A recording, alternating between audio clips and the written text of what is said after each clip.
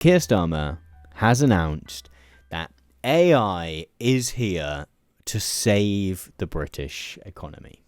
I want to have a little look at this. I want to have a look at maybe some of this speech, because there's one big question which happens with any of this AI stuff, which always is, what exactly do they mean? There's a huge amount of boosterism around AI, and there are some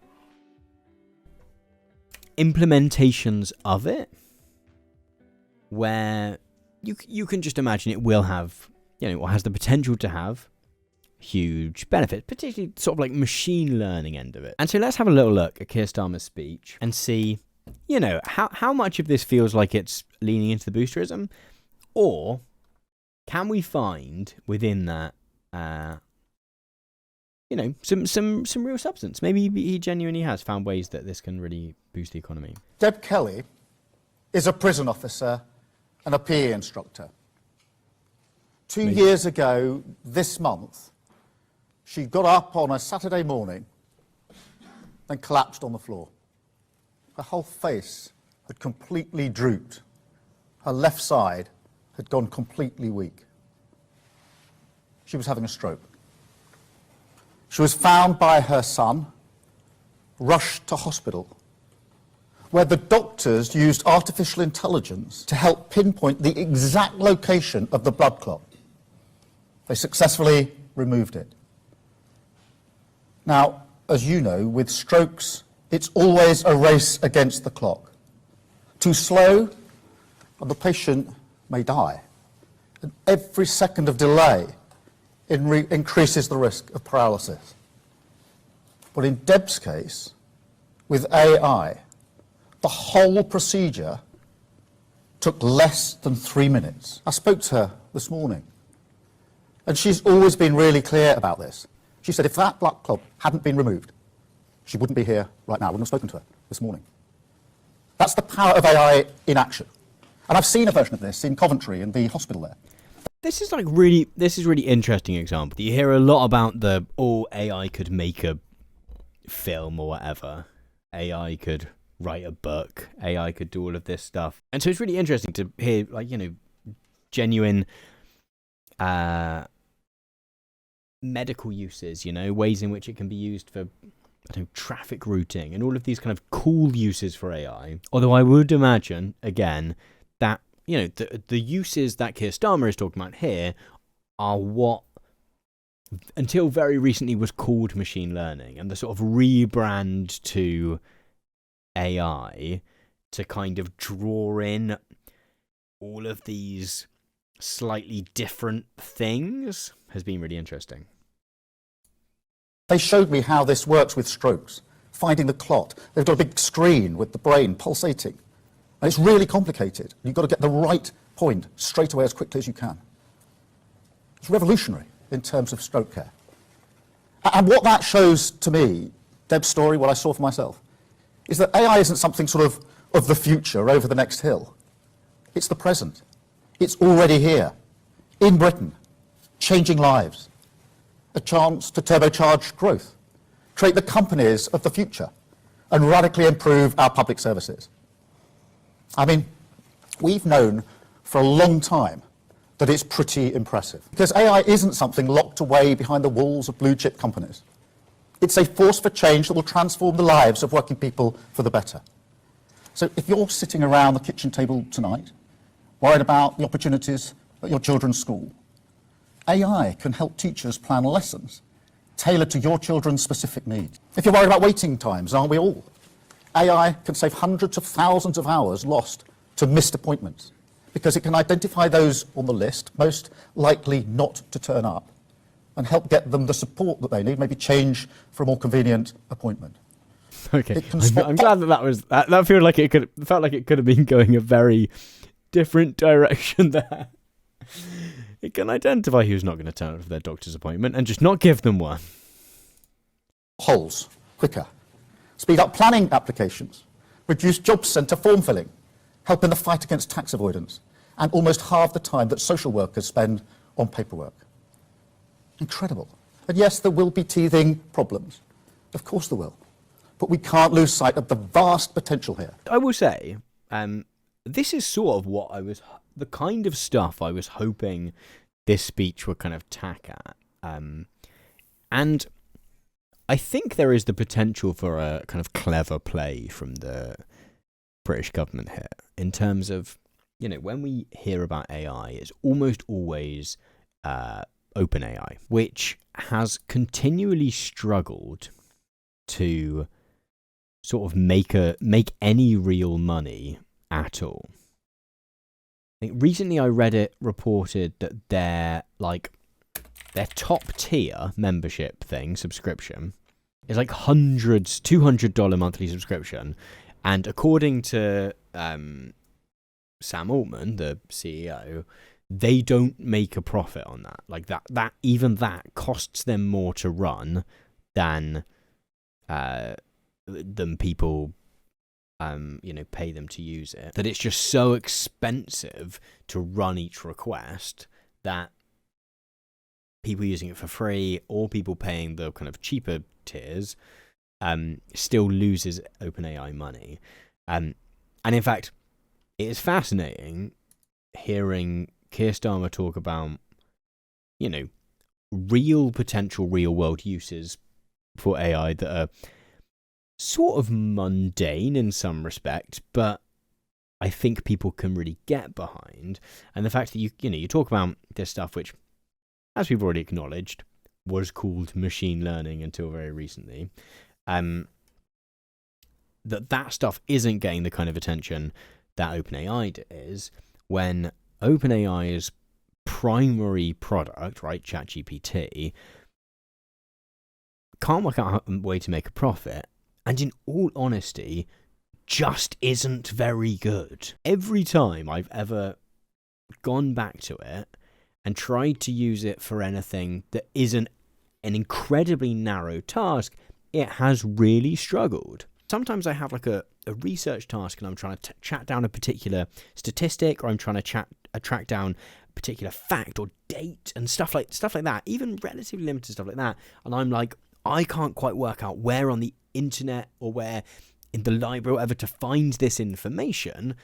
Okay, if I put all of this into ChatGPT, maybe it'll give me, it will do its magic and find this, and I can also word it in ways without having to get the perfect Boolean operators to go into Google or whatever, and it will just fail massively sometimes. UGDP also says, but that's not a use case that makes any money. That's true. I mean, there's a version where if it was repeatedly really good at that, they could charge me money for that, right? But it's never, personally, and there will be other people that have, I have never found it consistent enough to really do that. I mean, it is also worth saying that some of the stuff he's talking about here, okay, about who's not going to turn up for their doctor's appointment, the stuff around, finding potholes, the stuff around tax avoidance, all of that stuff. Then actually, the big question comes in around what sometimes gets called AI safety, of what happens when those models get wrong. We do need to make sure that there are checks and balances in place, that if we're letting AI do criminal punishment, or we're letting AI decide who should get audited, or we're letting, that society's biases in terms of who currently gets audited or whatever aren't pulled over in ways that are unhelpful, unjust, etc. The idea of personalised medicine tailored to your DNA, the hope of treating diseases that we once feared incurable, the ability to predict and prevent illness long before it strikes. Think of the lives that will save. Think about the impact on your life. Think about all the doctors and the nurses who will have much more time for the personal touch, the connection, the service that people really value. And in a way, that's the irony of AI. It will make public services more human, reconnect staff with the reasons that they came to public service in the first place, a force that will turbocharge every single element of our plan for change, the defining opportunity of our generation. Now, I do understand that change on this scale and at this speed can be worrying, particularly when experts warn about safety risks. And that's why the last government was right to establish the world's leading AI Safety Institute. And we will build on that. Indeed, later this month, the UK will lead the first ever global AI safety test. The discussion around AI safety is really interesting because there has been as much of a push among people like Sam Altman at OpenAI, by Elon Musk, by many of these figures that have pushed AI as this really exciting thing that's going to change the world. Many of the people that have pushed that and have been leading those companies have also been pushing a lot of the kind of AI safety narrative themselves. So you get situations in which, OpenAI has its own AI safety team.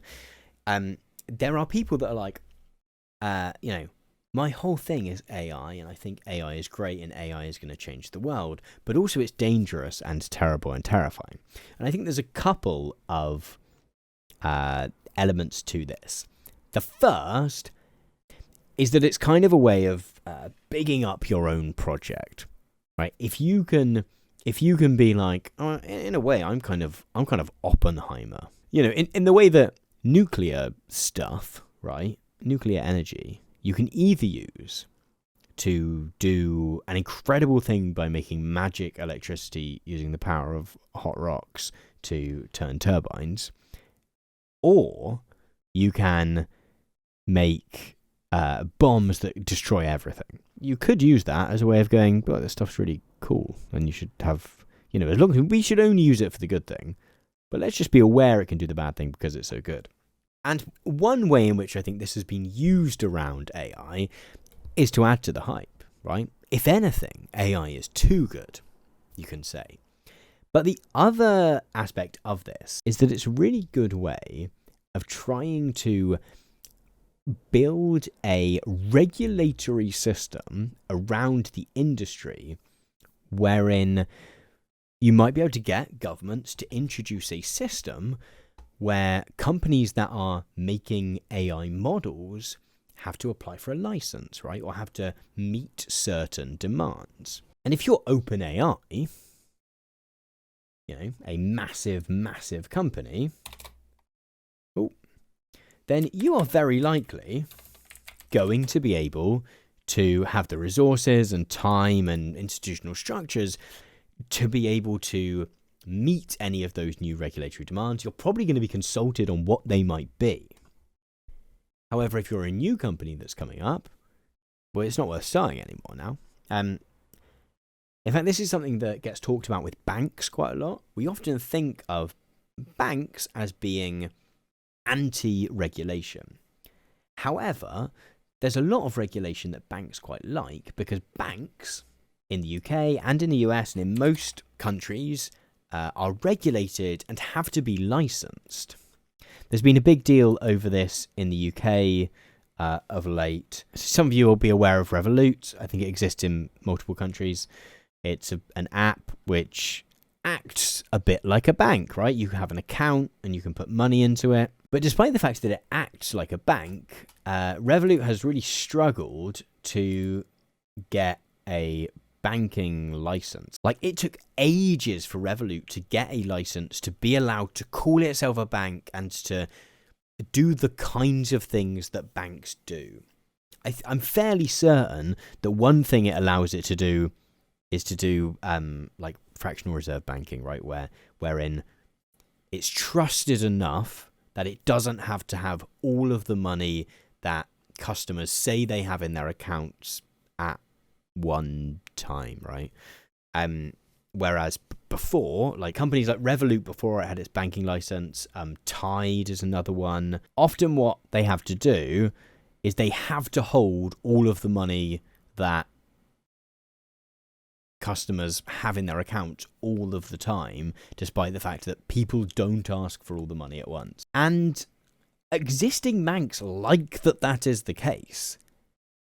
Like, if you are Barclays, you like the fact that it is difficult to become a new bank because you don't want competitors, right?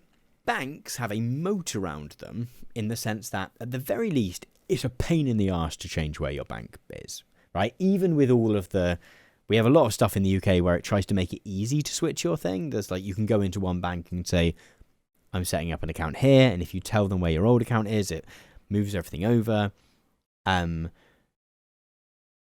lots of services have this, right? It's a bit of a pain to change your internet provider. Some services have created these moats very well. So Adobe, fantastic example. Adobe has built a system wherein it sells you a year's membership to Photoshop or Premiere or After Effects or all of them. And by the end of the year, you've got so many files for that service that you're not going to be leaving that service anytime soon because it's a pain, right? You have all those files now, and if you're suddenly like, oh no, I don't need to open a Premiere Pro file ever again, that's a whole thing, right? No AI company has really managed to work this out yet. So you might prefer using OpenAI ChatGPT to Google's Gemini. However, if at any point you want to just... At any point you decide that Gemini has become better than ChatGPT, you decide you prefer the interface, you just fancy moving to the other one, there is currently like nothing stopping you. I guess you might have chat histories on ChatGPT. I think that's a feature that exists there. Like, there is no meaningful moat around any of these different AI systems, right?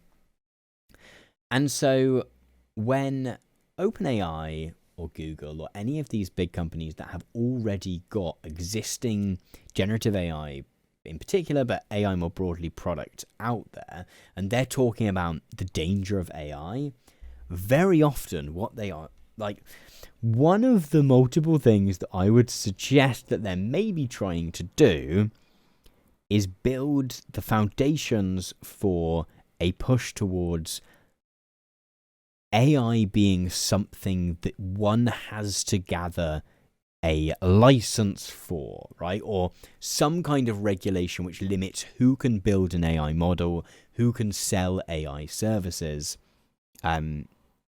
in order to kind of create that moat through legal paperwork and regulation rather than through providing a good product. Working alongside our international partners. So be in absolutely no doubt, we will make sure that this technology is safe. But I don't think that's the limit of what the state should do. And that's where I disagree with the last government. We shouldn't just focus on safety and leave the rest to the market. Government has a responsibility to make it work for working people.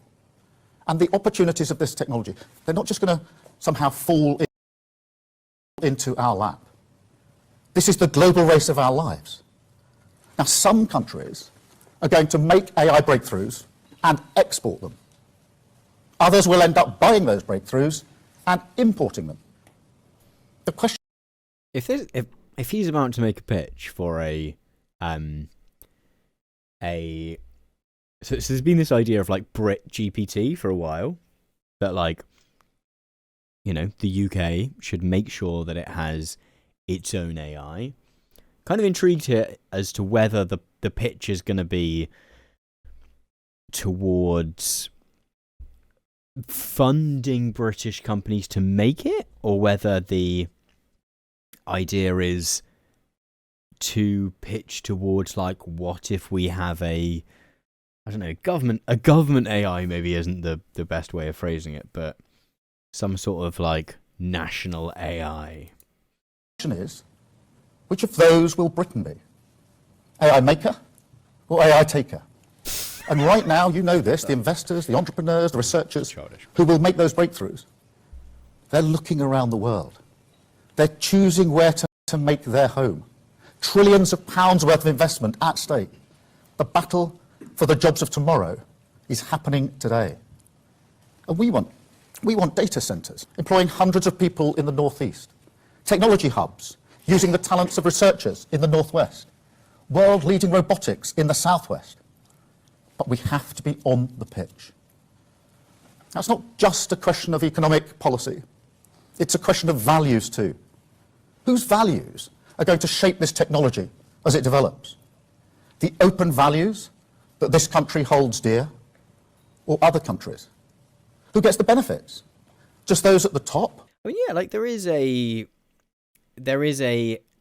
interesting like opportunity to use something to rebuild industries in areas of the country which do not have a massive amount of industry as things stand, that have suffered from the shift to a largely service economy. So we're sort of talking about the structures of the UK economy earlier on in the video. As things stand, according to House of Commons Library here, the UK now is 81% services, right? So that is effectively stuff that isn't the production and sale of goods, which is a lot, and it's very good. It is broadly good at that stuff, and in terms of like global, it's not just that services make up a larger percentage of the UK economy. It is also like the UK also provides a large percentage of the services to the world, so it's like a sort of global leader in that. However, there is, a not completely unreasonable belief sometimes that services are less solid than like making stuff, growing stuff.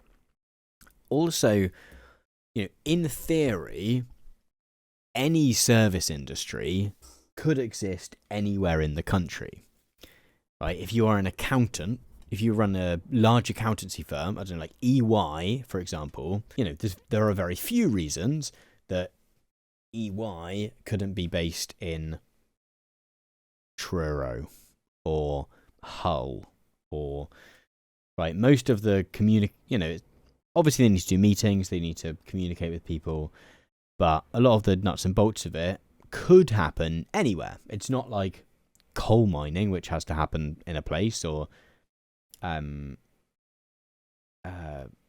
factories sometimes have to exist in a certain place because the resources they need are nearby. However, the service industry, and certainly the like high-level service industry, stuff like financial services in the UK, has massively agglomerated around London. So if AI is going to provide us with a big industrial shift, a big kind of structural shift, it is potentially an exciting opportunity to ensure that the kind of centres for that stuff are outside of London and are in areas which could do with an injection of investment. Working people everywhere. And I don't think that a government should be neutral on these questions. And this government won't be. Britain is going to shape the future. We're going to make the breakthroughs. We're going to create the wealth. And we're going to make AI work for everyone in our country. This is the nation of Babbage, of Lovelace, of Turing, that gave birth to the modern computer and the World Wide Web. So mark my words, Britain will be one of the great AI superpowers. Now, that's not some sort of boosterism or wishful thinking. This can be done, and it will be done. There's a reason why OpenAI, Anthropic, and Scale chose London as their international office. And there's a reason Mistral AI, one of the champions of open source, have just announced a UK office too. We've got Wave, building the tech to power a new generation of self-driving vehicles. Synthesia, leading the world in AI-powered video. Blackstone, building Europe's largest data centre in Northumberland. We're number one in Europe. In some ways, I think the data center is probably the most sort of interesting and maybe more useful stuff, because you're like, well, if AI doesn't take off, data centers are kind of useful for other stuff too. Like that feels like maybe quite useful stuff. The AI video, like I think this is the real challenge with these conversations around AI, is at the beginning when Keir Starmer was talking about the stuff which, again, like until recently was machine learning, that kind of stuff where it's going, okay, like we can take all this data and we can use these machine learning models to find new uses for that data, which would just be so difficult to do with a human being scrolling through pages on a screen or flipping over sheets of paper, whether that is, looking for the exact place the operation needs to happen, as he said in that story there, whether it's, he was talking about the potential that, you could have personalized drugs made for each person, or you could speed up the process through which vaccines for the year's flu was made and stuff like that. That stuff feels very different to the stuff where it's like, oh, this company, yeah, it's going to make self-driving cars, which we've been hearing about for the best part of probably more than a decade now, and it's never quite worked. All the video stuff, like that all feels so separate to the stuff which actually is a little bit more mundane. However, but it's only mundane in the ways in which we have got used to talking about tech. We've already attracted more than £25 billion, and that's just in the time that this government has been in office. That's what you get with a government that can be a trusted partner, with a clear strategy. It's what you get with a reforming government, actually capable of driving through the supply-side agenda this needs. Because, as you know, as this race speeds up, we've got to run further and faster. So, within days of taking office, I asked Matt Clifford to review how we seize the opportunities of AI. And I want to thank Matt and Peter Kyle and his team for all their work. Because today we're not just publishing that review, we're making a clear commitment to take forward all of the recommendations. And we'll put the full weight of the British state behind this. I'm determined the UK becomes the best place to start and scale an AI business. That will be the centrepiece of our industrial strategy. There's never been a better moment for entrepreneurs with big ideas to grow a small company fast. So we're going to create AI growth zones, breathing new life into sites like Culham in Oxfordshire. It really felt like it began with something specific and got more vague as it went on. And it started with use cases which were really evocative and interesting, and then has gone into, just a little bit of boosterism. We're going to remove the blockages that hold you back. This is a government that backs the builders. So if you're looking at where to build your data centres, we'll speed up planning permission. If you need better access to power, and we all know how big a challenge that is, we'll get you those grid connections at speed. You've asked for a gold standard data access regime, so we'll develop a national data library, a clear and trusted copyright regime, and safe access to the unique resource of our NHS for research. And then, of course, the engine of... And that's the real interesting one in terms of the data stuff. Because, so the data that the NHS has is a really sort of prized resource to anyone. Like, it's an entire country's information, effectively. And that means it can be leveraged in ways that are really interesting and really powerful. Whether we want that to happen in ways that involve it being sold or rented or whatever to private companies maybe is a question mark. But perhaps most importantly of all, and let's be really crystal clear about this, when it comes to regulation, we will be pro-growth and pro-innovation. And on regulation, look, I know there are different approaches around the world, But we are now in control of our regulatory regime. So we will go our own way on this. We will test and understand AI before we regulate it, to make sure that when we do it, it's proportionate and grounded in the science. So we're going to, that feels like the signal is we're not going to regulate until we've got particular reasons to do so.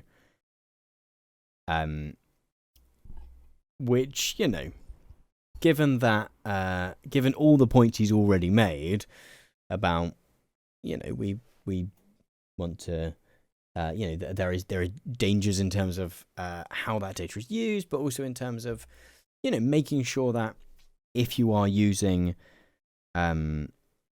machine learning in ways which can be really great, like if you're trying to sort through huge amounts of data and make sure that you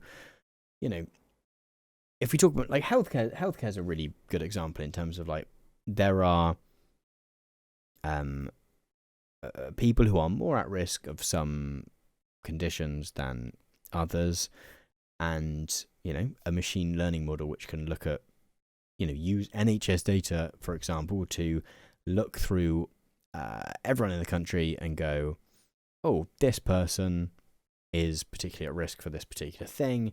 They should get a checkup for that. That would be a really good use of it, right? But you have to make sure that the machine learning model that you've trained to look for those people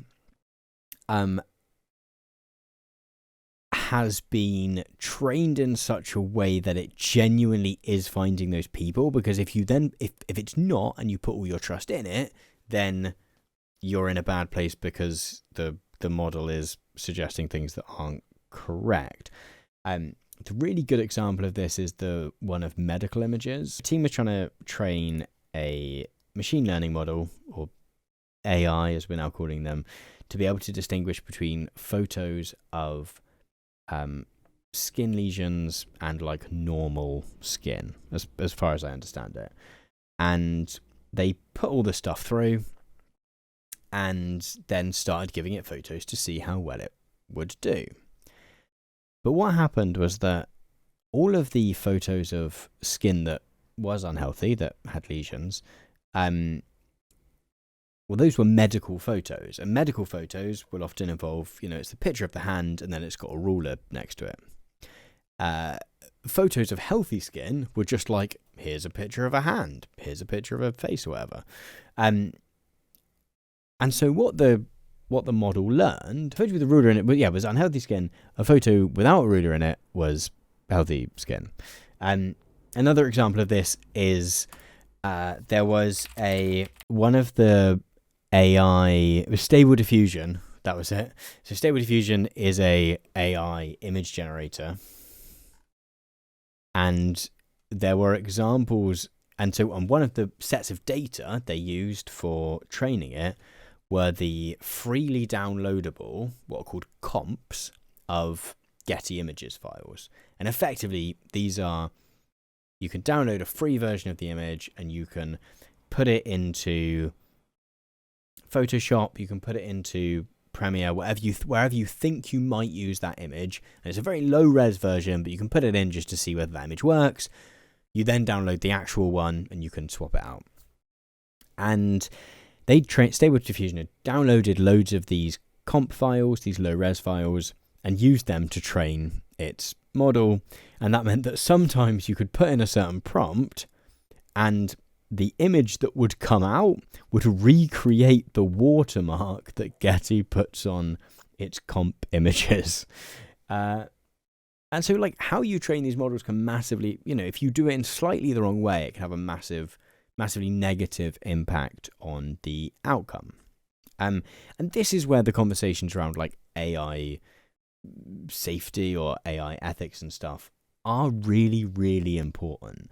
And these things are more important than the more speculative conversations around, will AI suddenly launch a nuclear weapon?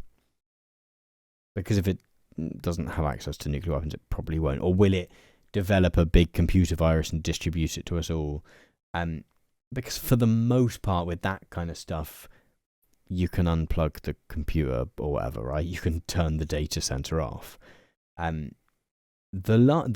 probably more troubling things probably more troubling thing is the potential that governments or health organizations or big companies build AI models and really trust in them, and they end up reproducing negative outcomes. Whether it's that someone gets called in for a test because they happen to take a photo with their hand next to a ruler, and someone else who could have needed that test and took hand not next to a ruler doesn't get called in, or whether it's companies using AI to filter through job applications, and because in the past that company has tended not to hire women or something, the AI model learned not to invite women to interview.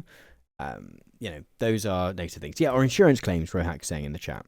Like, those are probably the more worrying things. And so this fear of regulation, the fact that on the one hand, we're having this conversation where we're sort of recognizing that those are potential dangers, and then we're also saying, we're sort of going to be trusting and then regulate if there seems to be problems, is questionable.